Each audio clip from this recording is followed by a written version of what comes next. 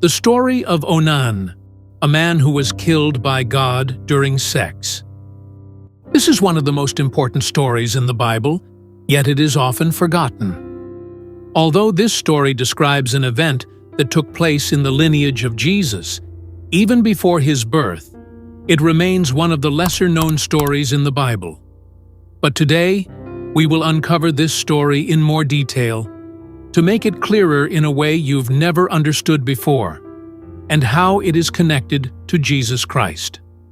I promise you, I will explain in depth what lies behind this story in a way that has never been revealed, and it will enlighten your understanding of the history of Jesus' lineage. And most importantly, we will learn the most powerful lesson from this story. This story is found in the book of Genesis, chapter 38. Now, let's walk together through this story to the end. Judah, one of the 12 sons of Jacob, separated himself from his brothers and went to stay with his friend named Hira, a man from Adullam, and started his life there in Kezib. Judah, the son of Jacob, married a Canaanite woman named Shua, and together they had 3 sons. The firstborn was the second was Onan, and the third was Shelah. When Judah saw that his firstborn son had grown up, he arranged for him to marry a woman named Tamar. Thus, Tamar became Judah's daughter-in-law and wife. But Judah's firstborn, was wicked in the sight of the Lord. Therefore, God put him to death, and Tamar was left a widow without a child. Judah, as the father and head of the family, had to make a decision and provide a solution to this matter. According to the custom at that time, there was a family law called the levirate marriage. This law stated that if a brother or relative in the family died without leaving a child, his nearest brother was supposed to marry the widow, in order to bear a child who would be considered the offspring of the deceased, and so that the legacy of the dead brother would not be lost in Israel. It was the tradition at that time that families placed great emphasis on inheritance and preserving the family name. Therefore, Judah said to Onan, his second son, "Go in to your brother's wife and marry her, and raise up offspring for your brother's legacy." Onan outwardly accepted his father's instructions, knowing that to refuse would bring shame upon the family. But inwardly, his heart was deceitful. He had his own plan. He took Tamar as his wife. However, Onan did not do what he was supposed to do. For every time he slept with Tamar, he spilled his seed on the ground so that he would not give her a child. The reason Onan did this was extreme selfishness. He knew that the child would not be counted as his, but as his deceased brother's. Therefore, he saw it as a loss for himself, because a portion of the family inheritance that he would have received would instead go to Tamar's child. In other words, Onan wanted to accumulate all the inheritance for himself, and not for the name of his brother. Onan did not want the child born to be considered someone else's. He felt it would be a loss. He would be raising a child who would not be counted as his heir. Onan saw that by doing so, he would lose authority and influence within his family. Therefore, every time he had relations with Tamar, he made sure to spill his seed on the ground. In God's eyes, Onan's action was deceitful, cruel, and selfish. Onan was not only refusing to give Tamar her right to continue the family line, but he was also hindering God's plan to bring forth a generation that would later bring the Savior, Jesus Christ, into the world.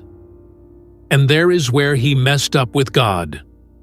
Because of the wickedness of his heart and the deliberate refusal to fulfill his duty, God killed Onan, just as he had killed his brother Now, Tamar was left a widow for the second time, without a child and without hope. Judah, who was Tamar's father-in-law, said to her, "Wait until my youngest son, Shelah, grows up. Then I will give him to you as a husband." In reality, Judah was afraid of Tamar. thinking perhaps she was cursed or doomed, because he had already lost 2 sons. Judah told Tamar to return to her father's house, live as a widow, and wait until his son Shelah was old enough. Then he would give him to her as her husband, knowing full well he was lying to her. Tamar returned to her father's house in sadness, waiting for many years, seeing no hope, and Judah's wife died as well. Before we continue with our story, let us first take a moment to discuss the very deep root of this story. Why did all these things happen the way they did? Remember, I told you at the beginning that Onan's sin was not only refusing to give a child to his brother's wife, but also blocking God's plan to continue the lineage through which Jesus Christ, the Savior of the world, would be born. Now, to understand this, let's dig a little deeper. Judah, the son of Jacob, was among the very important brothers among the sons of Jacob. From him, later on, the royal tribe, the tribe of Judah, was supposed to come, and even the Messiah, Jesus Christ, was to come from his lineage. It was prophesied that from the lineage of Judah the Messiah would come, who is Jesus Christ, the Savior of the whole world. Satan, knowing that God's plan of salvation would come through Judah's lineage, intended to corrupt this covenant lineage by mixing Judah's descendants with women from the corrupted nations, Canaanites. Judah separated himself from his brothers and married a Canaanite woman named Shua. The Canaanites were very wicked people, worshippers of many gods, sorcerers, and pagans who greatly angered God with their vile practices. By separating from his brothers and marrying a Canaanite woman, Judah jeopardized the direction of God's plan to bring the Savior through his line. God intervened. He killed because of his wickedness. He killed Onan for attempting to hinder the lineage through deceit. And finally, Judah's wife also died. This all created a new environment, where God used Tamar, who had already been joined to the family of Judah through marriage, to preserve the pure covenant lineage, without it being defiled by the Gentiles, the Canaanites. God destroyed Satan's plans and corrected the path so that his plan for the lineage of salvation would not be corrupted. God accepted Tamar and placed her in the lineage of the family of Jesus Christ. She became the source of continuing the generation of God's covenant plan, all the way to Jesus Christ. Tamar became pregnant by her father-in-law Judah and gave birth to twins, Perez and Zerah. Later, Perez became the grandfather of the royal lineage of David, and the lineage continued all the way to Jesus Christ. Now, let's return to our story to understand how Tamar was able to conceive with her father-in-law, while we already know why all these things happened as they did. After Tamar lost both her husbands, and Onan, and became a widow, she returned to her father's house, just as her father-in-law Judah had instructed her. She remained there for many years, waiting for the promise Judah had made to her, that his son Shelah would become her husband. Judah did not fulfill his promise. He did not give Shelah to be her husband, as he had promised. He feared that Shelah might also die like his brothers, and Onan. Years passed. Tamar saw time moving on, and there was no sign that she would be married to Shelah again. She realized that her father-in-law, Judah, had no intention of fulfilling his promise.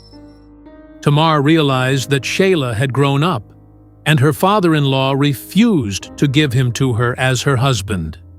This is when Tamar decided to take more daring actions, because she knew God's instructions regarding the family lineage, and she understood it was her right to continue the name of Judah's family.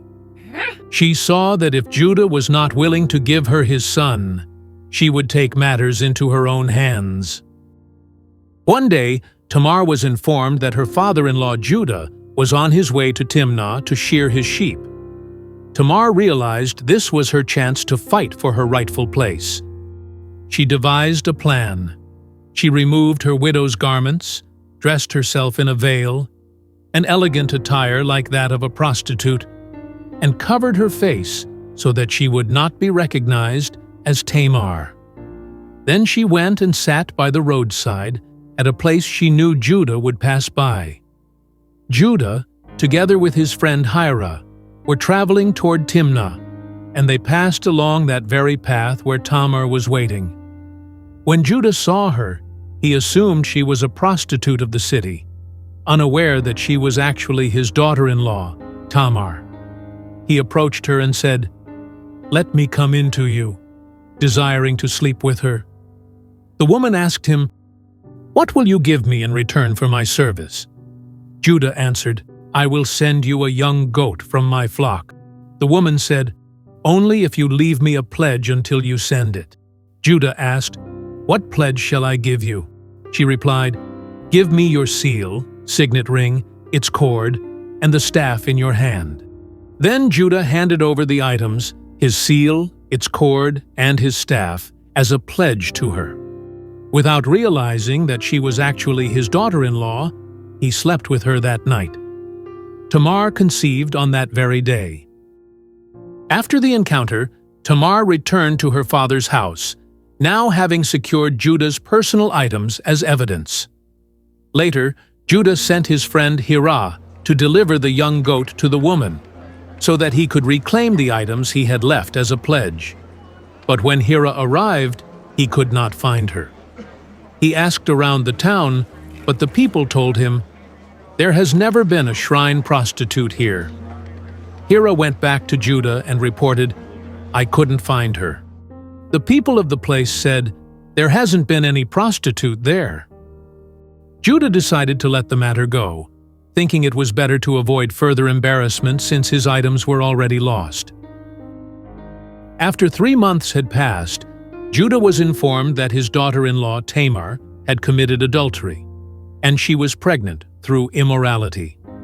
Judah became very angry and ordered that she be brought so that she could be punished by death. When Tamar arrived, she revealed the whole truth and said, "The one who made me pregnant is the owner of these items." And she brought out the items she had taken from Judah as a pledge: the ring, its cord, and the staff. When Judah looked at those items, he realized that they were his. He realized that it was his own fault. He became very sorrowful and said, "Tamar is more righteous than I, because I did not give her my son Shelah to be her husband." Tamar gave birth to twins, Perez and Zerah. From that time on, Judah did not sleep again with Tamar, his daughter-in-law. And this is where the weight of the story becomes evident. Tamar's child, Perez, is the one who directly entered into the royal lineage of David. And from David, after many generations, Jesus Christ was born. Therefore, through her courage and wisdom, Tamar became part of the line of salvation for mankind, preserving God's plan through the generations. Thus, Tamar played a unique role in the history of the salvation of the world, and at that point, history changed.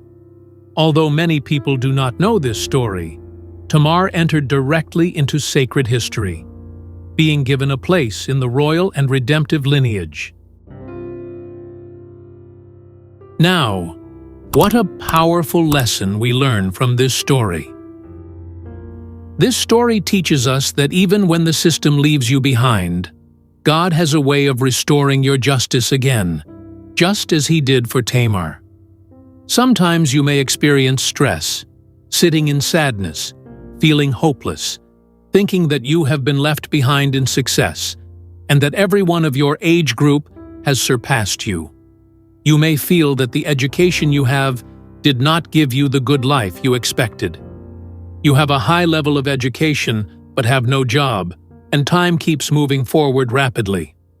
The good news is that God can change the direction of your life at any time and wherever you are. Where you are now may seem like you have lost your way, but it could actually be the very path of success that God intended for you, to build you and strengthen you so that you can handle the success He is about to give you. The important thing is not to give up and to work diligently on what God is leading you to do, just as Tamar did, a forgotten widow who rose again. Secondly, remember also that Judah, the son of Jacob, made a mistake by marrying a Canaanite woman, a woman from a nation of wicked people, and had children with her who inherited the wickedness of their mother's lineage.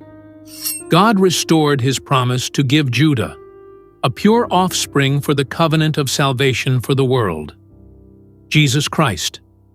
It was purposed that from Judah would come the offspring of the covenant, through whom the Savior of the whole world, Jesus, would be born. Judah erred when he had children with a woman from a nation of wicked people. Even though Satan intended to destroy the promise of the holy offspring by bringing Judah a woman from a wicked nation to corrupt his future lineage, God corrected it and restored the promise of a pure covenant offspring through Judah. No matter how much you may have messed up your future, God still has the power to repair it and restore your future as it was originally meant to be. If you enjoyed this story, the teachings, and the revelations you heard, don't forget to subscribe, like, share, and comment below so that the video can reach many more people. Goodbye, until next time, and may God bless you.